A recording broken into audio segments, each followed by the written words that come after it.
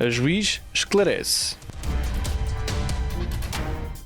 Vamos continuar no tema da adoção e vamos falar hoje daquelas situações que permitam compreender o que seja o comprometimento dos vínculos próprios da filiação. Entende-se que estão comprometidos os vínculos próprios da filiação em diversas situações, nomeadamente quando a criança tiver sido abandonada pelos pais, quando os pais tenham falecido, quando os pais comprometam por ação ou por omissão, mesmo que motivado em doença, o bem-estar, o cabal desenvolvimento da criança de forma grave. Entende-se também que ficam comprometidos os vínculos próprios da adoção, da filiação, quando a criança tenha sido confiada à instituição, à família de acolhimento, ao terceiro, portanto, e que nos 3 meses que antecedem o pedido de confiança, os pais tenham manifestado um desinteresse. Portanto, é necessário que haja, nesses casos, para se considerarem comprometido o vínculo, não basta que a criança esteja confiada a terceiro, é preciso que nos 3 meses antecedentes ao pedido de confiança com vista à ulterior adoção, se verifique, portanto, um manifesto desinteresse dos pais. Os pais que não vão visitar, que não se interessam. Portanto, o filho está confiado a um terceiro, a uma instituição, não visitam, não perguntam pelo filho, ficam alheados, portanto, da vida do filho e, nesses casos, considera-se que isso é um sintoma de comprometimento dos vínculos próprios da filiação. Portanto, no elenco destas situações, mencionei, portanto, aqueles casos em que os pais ponham em causa, portanto, o bem-estar de forma grave do filho, ponham em causa, comprometam o seu desenvolvimento, portanto, e isso, em princípio,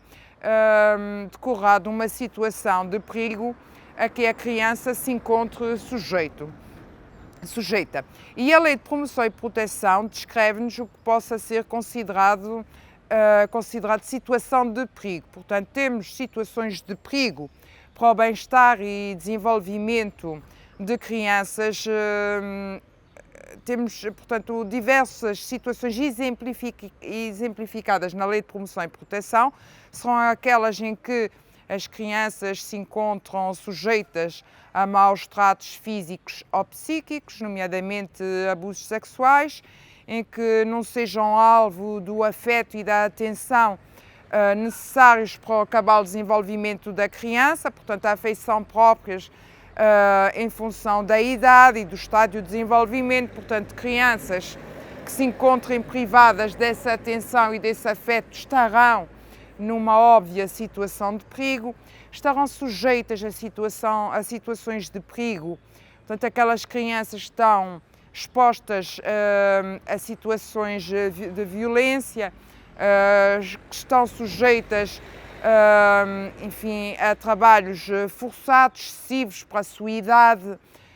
que não permitam, portanto, que representem uma carga excessiva de forma a comprometer o seu integral desenvolvimento e o seu bem-estar.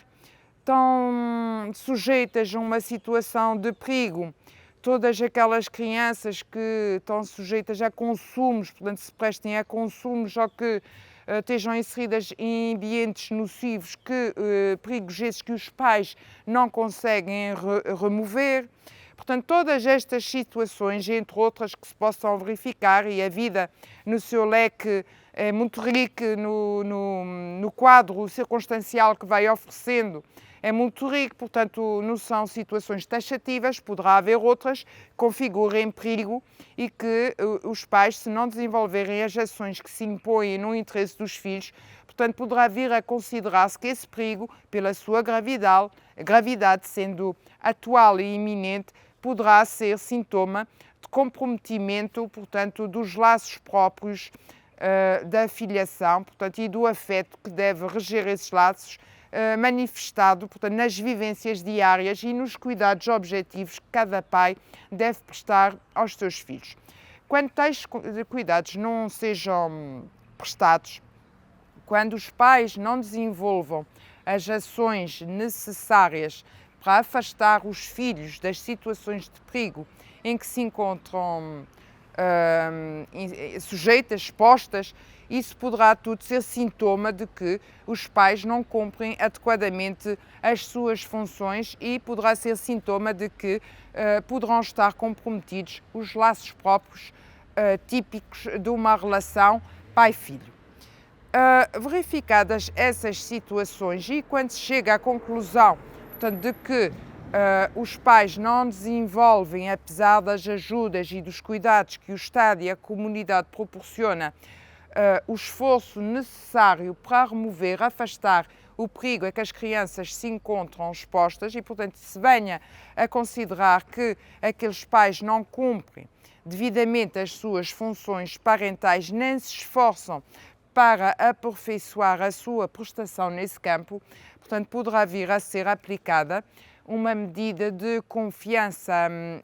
à família, pessoa, instituição com vista a ulterior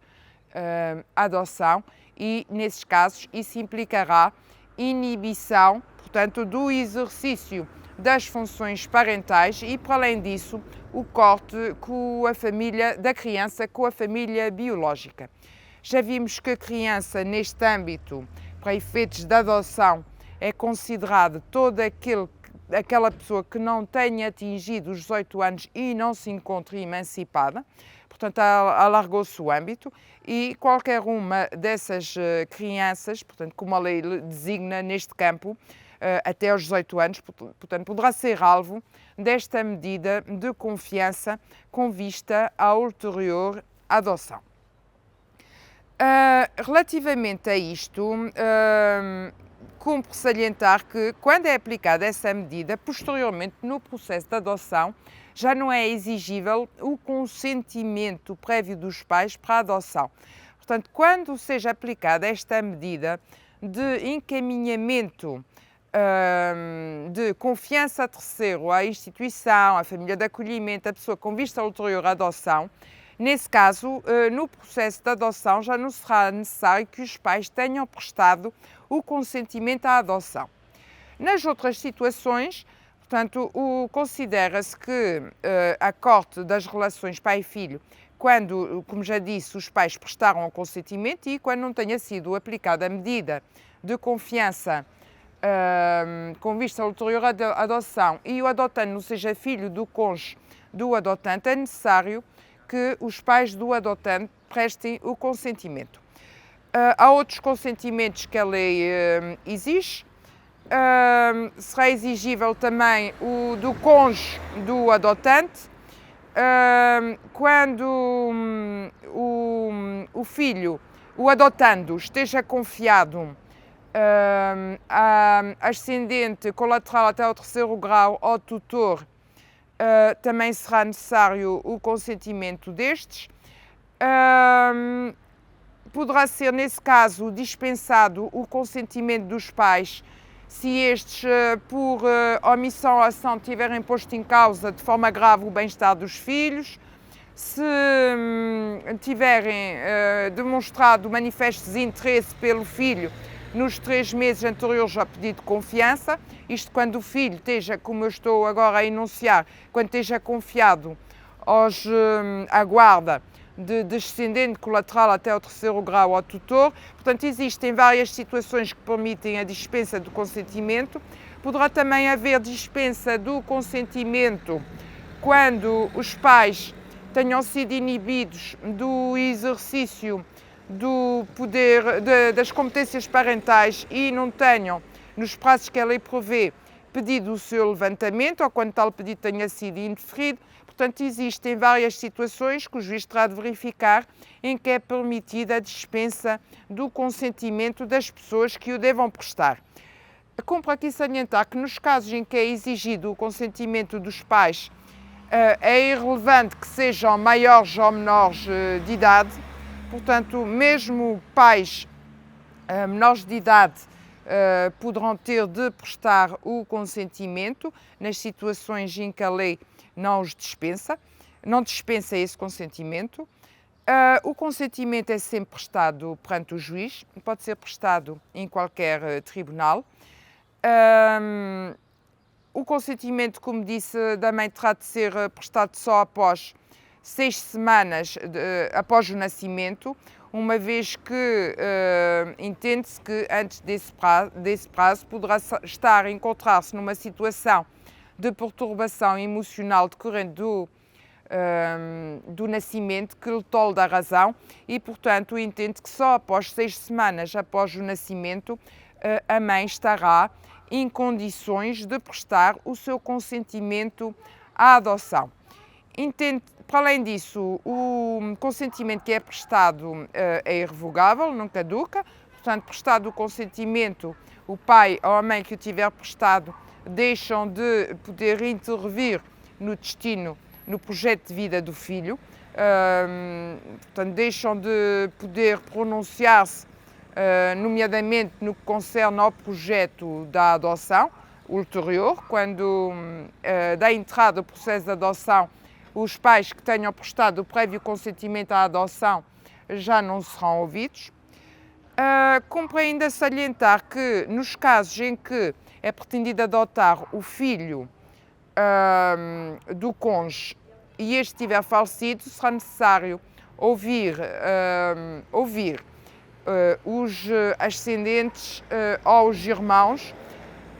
do falecido, sendo certo que aqui não é uma questão de consentimento, é uma audição que a lei prevê, por forma a ver qual é a sua posição em relação ao pedido de adoção formulado pelo viúvo ou pela viúva. Nesse caso, o tribunal, o juiz terá de verificar, tal como acontece nas restantes adoções, se o pedido acautela ou não devidamente os interesses da criança adotante e, chegando à conclusão que realmente é o que melhor acautela o seu superior interesse, poderá ser decretada a adoção, mesmo que os ascendentes ou os irmãos do cônjuge falecido não se tenham pronunciado em sentido favorável. E penso, quanto a esta questão do comprometimento dos vínculos biológicos decorrentes da filiação e quanto à questão do consentimento, disso o essencial, bem-aja pela atenção.